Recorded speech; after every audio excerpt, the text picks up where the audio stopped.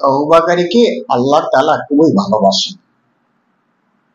যে মুসা আলাইহিস সালামের জামানায় অনাবৃষ্টি শুরু হলো, দেশে কোনো বৃষ্টি নেই, আর বৃষ্টি না থাকার কারণে মানুষ কোনো ফসল ফলাতে পারছে না, এমন অবস্থা, এমন খরা পড়েছে। তো সমস্ত মানুষ এসে মুসা আলাইহিস সালামকে ধরলেন যে আল্লাহর নবী, আপনি তো আল্লাহর নবী, আপনি আল্লাহর কাছে দোয়া করুন, তো আল্লাহ আমাদেরকে বৃষ্টি দিন, আমাদের তো জমিনে কোনো ফসল হচ্ছে না, কোনো ফল ফলাদি হচ্ছে না। মুসা আলাইহিস সালাম কি করলেন, যে সমস্ত ওনার উম্মতদেরকে নিয়ে এক ময়দানে চলে গেলেন। ময়দানে গিয়ে উনি নামাজ পড়লেন এবং বৃষ্টির জন্য আল্লাহর কাছে দোয়া করলেন। তখন আল্লাহর কাছে দোয়া করার পরে খরা আরো বেড়ে গেল। তখন বলতেছে যে আল্লাহ, দোয়া করলাম বৃষ্টির জন্য, বরং খরা আরো বেড়ে গেল, এটা কি হলো? তো আল্লাহ তাআলা মুসা আলাইহিস সালামকে জানিয়ে দিলেন যে তোমার এই মজলিসে এমন একজন ব্যক্তি আছে যে ব্যক্তিটা কোনোদিন কোনো নেকের কাজ করে নাই, সারা জীবন শুধু খালি গুনাহ আর গুনাহ, গুনাহ আর গুনাহ করতে করতে করতে করতে তার গুনাহ জমিন থেকে আসমান পর্যন্ত ঠেক খেয়ে গেছে, এর কোনো নেকি নেই। এই লোকটাকে তুমি এখান থেকে সরিয়ে দাও, বৃষ্টি আমি দিয়ে দিব। এই লোকটার কারণে অনাবৃষ্টি শুরু হয়েছে। তো মুসা আলাইহিস সালাম বললেন, এই মজলিসে এমন কে আছো যে জীবনে কোনোদিন একটা নেকের কাজ করো না, খালি গুনার কাজ করেছো, তুমি এখান থেকে উঠে সরে চলে যাও, তো আল্লাহ তাআলা বৃষ্টি দিবে।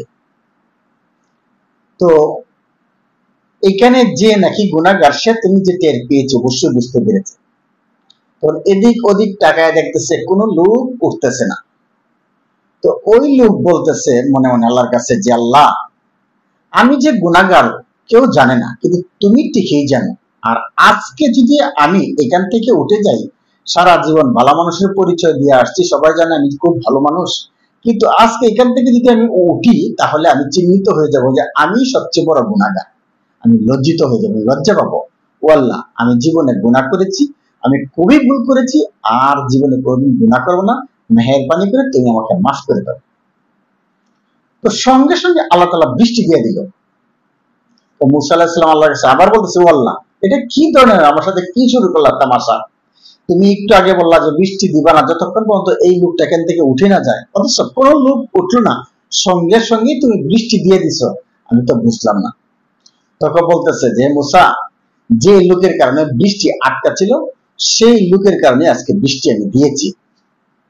যে এটা আবার কিরকম কথা, যে দেখো এই লোকটা এমন ভাবে তওবা করেছে যে মনে মনে লজ্জিত হয়েছে যে আল্লাহ, জীবনে আমি তো গুনাহ করেছি, কেউ জানে না, তুমি জানো, কিন্তু এখন যদি আমি এখানে এত বড় মজলিসের মাঝখান থেকে আমি উঠে যাই, আমি একটা চিহ্নিত হয়ে যাব, আমি গুনাহগার।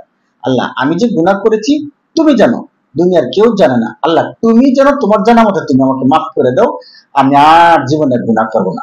তার তওবাটা আমার কাছে খুব পছন্দ হয়েছে, এই জন্য তার ওসিলায় আমি আবার বৃষ্টি দিয়েছি। তো চিন্তা করেন আল্লাহ তাআলা বান্দার তওবাকে কিরকম পছন্দ করেন। আমরা গুনাহ করেছি, ভুল করেছি, হ্যাঁ এটা স্বীকার করি, আল্লাহর কাছে অনুতপ্ত হই, হ্যাঁ আল্লাহ আমি গুনাহ করেছি, ভুল করেছি, আমার জিন্দেগির গুনাহগুলো তুমি মাফ করে দাও, তাহলে আল্লাহ তাআলা মাফ করে দেবেন। আসুন আমরা বেশি থেকে বেশি তওবা করি। আসসালামু আলাইকুম ওয়া রাহমাতুল্লাহি ওয়া বারাকাতুহু।